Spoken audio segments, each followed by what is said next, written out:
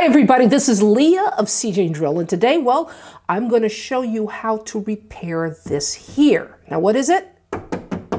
Hear that? That's a plaster wall, and what this texture is called it's called a floated sand finish. So this is our repair area, and this is the area we need to blend in with the existing plaster wall. Now to do that, we have to apply what's called a bonding agent to this here. So this is a bonding agent here. And what's different, what makes plaster different than joint compound is, joint compound has a bonding agent built in, whereas plaster doesn't. If you don't use a bonder, then it has a tendency to chip.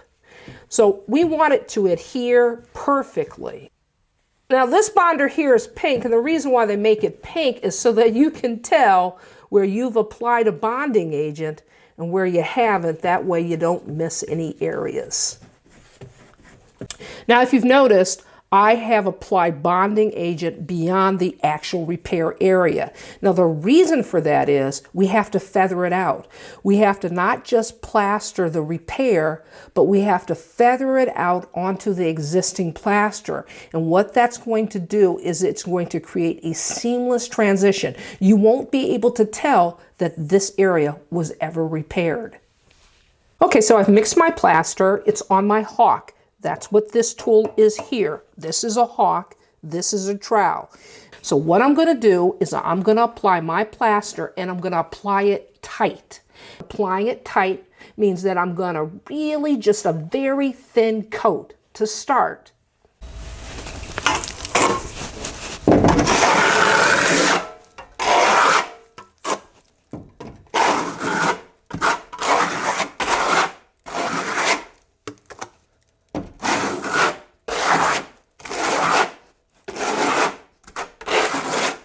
Now I want to say this, if you notice, it's very coarse. And the reason it's coarse is I've put silica sand in the plaster mix. And that's what's going to give it a very coarse, sandy finish, because it's a sand finish. Just taking it to the edge. What I'm going to try to do now is going to try to lay these edges down just a little bit more. I want them to lay down really nice when it comes time for me to float it out. I don't want there to be a ridge. So this is what we want to do. We want to taper our edges. We want the new plaster here to blend in perfectly with the old plaster, and you do that by tapering the edge. Now that's what a good taper looks like. Let me show you what a bad taper would look like. Now I've shown you a good taper. This is what a bad taper looks like. You see this ridge here? Well, guess what? That's going to telegraph right through the finish. So you got to knock this taper down so that it's a seamless transition from new to old. Okay, so I feathered out my edges. I'm very satisfied with that. It's going to float out very nice. But now what I have to do is I need to build up the center a little bit more. It's starting to set a little bit, so I want to build up the center because when I start to float it, I don't want to get what's called bald spots. Okay, so I've got it built up in the center just the way I want it. Now I'm taking my finish trowel and I'm going to lay it down just a little bit. Just lay it down just a little, just to smooth it out some. That's it. That's good enough. Now we're going to start floating. This is what's called a float. Now I'm not going to use this tool because chances are you're not going to be able to get your hands on a float. What we're going to use is we're going to use a common household sponge. Just make certain that it's a firm sponge, the kind that you use.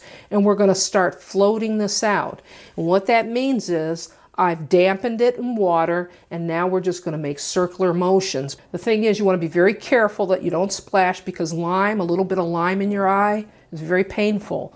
And I'm also wearing gloves because I don't want my skin to come in contact with the lime plaster. Now, what I will say also is, it's called a sand finish because in the plaster, I put a little silica sand, and that's going to bring out that sand, that really coarse finish. Now, it's a little green. Now, how can I tell it's green? I've got high ridges here, but you got to catch it at the right time. It can't start to cook to the point where when you start to put the sand swirl in it, because that's what this is, it's a sand swirl, you don't want it so dry that you can't float it out, but you don't want it so green that you get these high ridges. So we're close. That's much better.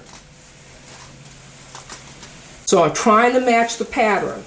This is perfect. It's not too green, it's not dry, but you have to move very quickly because it's starting to set. And my pattern is big swirls, and that's what I'm doing. I'm matching my pattern to work on my edges. And that's how you do it. Float it out, just like that. Apply pressure though. Get this edge here. Apply pressure, and go back to the center. And use some of the plaster that's in the center and bring it out to the edges. Okay, so that's it, folks. This is the old plaster up here. Old plaster. Down here is the new plaster. It isn't dry yet, so I can't touch it. But if you notice, I've mimicked the swirls. It's a big swirl pattern, and it's blended in perfectly. When this is painted, you will not be able to see where the old and the new transition. This is Leah saying you can do this. See you next time.